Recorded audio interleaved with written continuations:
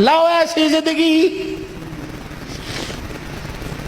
جس کو تم دلہن بنا کے، جس کو تم 10-10 تولے سونا چڑھا کے گھر لے کے آئے ہو، چھوٹی اٹھا کے کھڑی ہوگی، زبان درازی کرے گی، کہے گی اچھا ماں باپ کے گھر میں جانے کے لیے تیرے سے پوچھنا پڑے گا۔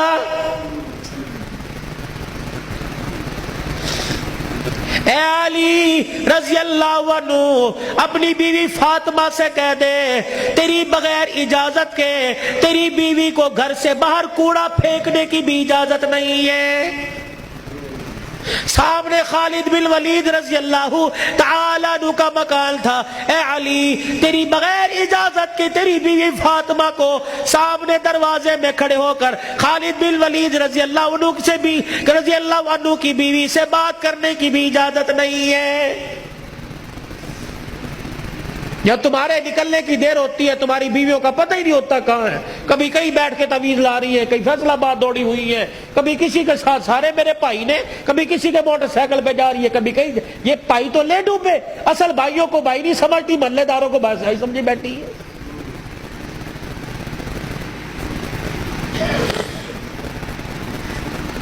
جب شریعت اجازت نہیں دیتی کہ بچہ 10 سال کا ہو جائے، 11 سال کا ہو جائے، تو بہن کو اجازت نہیں بھائی کے پاس بیٹھ سکے، بھائی کو اجازت نہیں بہن کے ساتھ لیٹ سکے، بہن کے جسم کے ساتھ اپنا جسم لگا سکے۔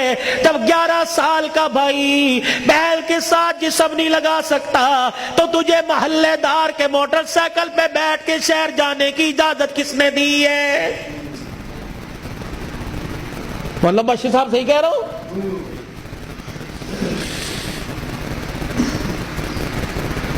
ابا جان ناراض نہ ہونا، نبی بھی نبی تھے۔ ہائے کہ میرے علی میں فرق ہی کوئی نہیں، علی کہاں میں کہاں، اب تجھے لے جانے کے لیے علی سے اجازت لینی پڑے گی۔ چپ کر کے گھر کے کونے میں بیٹھ گئے۔ کب آئے گا کب آئے گا کہاں؟ اتنی دیر میں سیدنا علی رضی اللہ عنہ نے گھر کے حجرے کا پردہ ہٹایا، ناک کی نتھے پھلائی۔ فاطمہ ابا آئے ہیں؟ علی تجھے کیسے پتہ لگا؟ کہ ویڑا بتلا رہا ہے، نبوت کی خوشبو سے مہک رہا ہے۔ وہ بیٹھے، کیوں کوئی غلطی تو نہیں ہوگی؟ نہیں علی میرا ابا مجھے لینے آیا ہے۔ تو گئی کیوں نہیں؟ علی تیرا انتظار تھا۔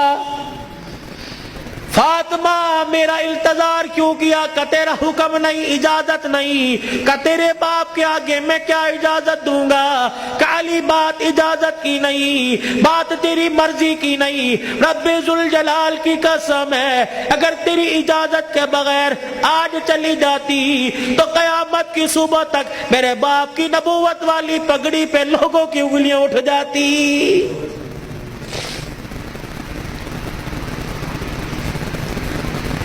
اگر یہ میرا پیغام بہنوں تک جا رہا ہے، بیٹیوں تک جا رہا ہے، خدا کے واسطے لڑنے سے پہلے سوچ لینا میرے باپ کے بالوں کی سفیدی رل جائے گی۔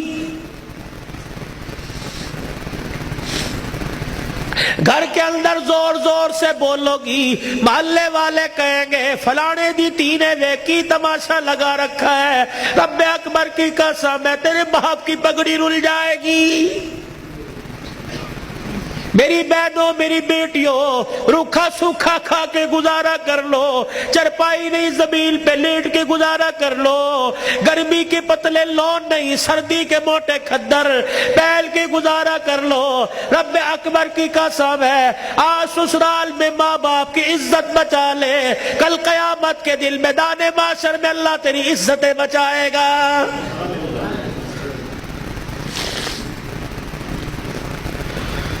علی رضی اللہ تعالیٰ عنہ کہنے لگے جلدی جا۔ علی جاؤں گی صحیح لیکن جانے کا انداز کچھ اور ہوگا۔ کیا؟ علی جب گھر سے نکلوں میرے ابا کو آگے آگے کر دینا، درمیان میں مجھے کر دینا، میرے پیچھے آپ چلنا۔ حضرت علی رضی اللہ تعالیٰ عنہ کہنے لگے اس میں کیا حکمت ہے؟ کہ علی جب باپ کے گھر پہنچوں گی، ابے کے گھر کی دہلیز پار کروں گی، اس وقت تجھے بتلاؤں گی۔ رحمت والا نبی گھر سے نکلے، جہاں حضور قدم رکھتے سیدہ فاطمہ الزہرا وہیں قدم رکھتی، اس کے اوپر حضرت علی قدم رکھ کے نشان مٹا دیتے۔ جب نبی کے دروازے پہ پہنچ گئی، رحمت والے نبی کے گھر میں داخل ہو گئی، حضرت علی پوچھنے لگے فاطمہ قدموں کی نشان کیوں مٹائے؟